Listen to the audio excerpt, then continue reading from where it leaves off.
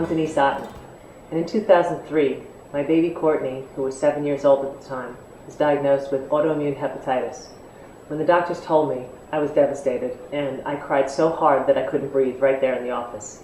Yet I didn't want to panic my little girl who was sitting right beside me. And like many mothers and fathers in America, I was running the kids to and from the children's school events. And one day at practice at the talent show, I saw her beautiful blue eyes have a little bit of yellow in the whites of their eyes.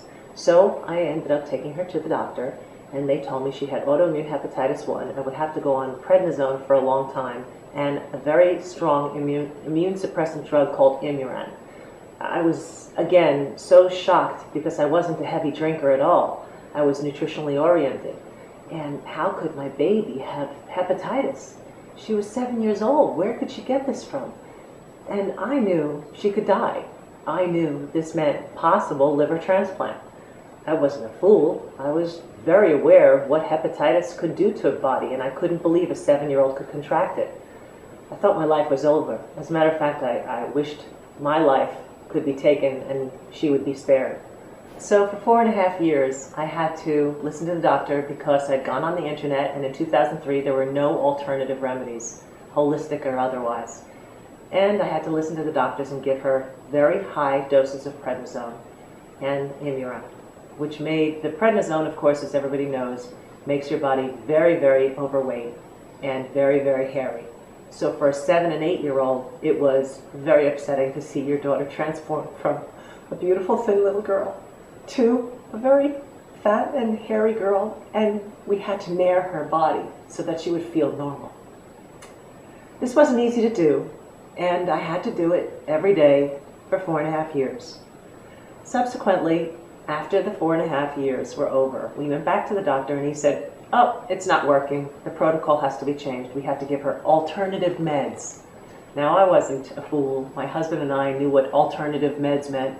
It meant stronger and more serious, and possibly a little bit more dangerous. So we had to, of course, give that to her. And I said, "No, we gave you 4.5 years. So against my doctor's wishes, I denied the medical alternative protocol. And I went on the internet and I looked and searched for weeks for an alternative idea for autoimmune hepatitis. And unbeknownst to me, I found 4 different doctors and an antioxidant protocol, and in 3.5 months, my daughter was well. She was in remission. The doctor didn't believe me, but it's been 5 years. And now she's a beautiful, healthy, athletic girl who every time she goes out the door and she goes to school and she kisses me goodbye, I look at her and I marvel at how beautiful and tall she's gotten and how healthy she is, and how if I'd listened to the doctors, I might not have had my daughter.